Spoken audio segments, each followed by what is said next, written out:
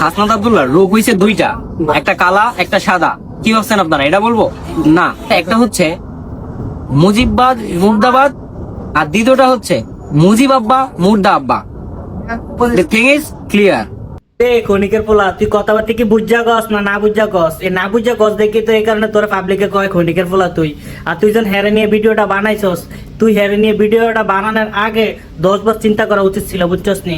যাদেরকে নিয়ে ভিডিও বানাস সেই মানুষটাকে, সেই মানুষটা হচ্ছে যে বাংলাদেশের জনপ্রিয় একজন মানুষ, ভালো মনের মানুষ, ভালো একটা মানুষ।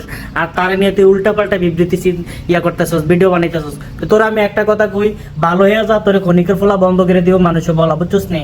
আর যদি তুই অবৈধ সন্তান হয়ে থাকস, খনিকের সন্তান হয়ে থাকস, তাইলে এই ধরনের ভিডিও বানাইবি।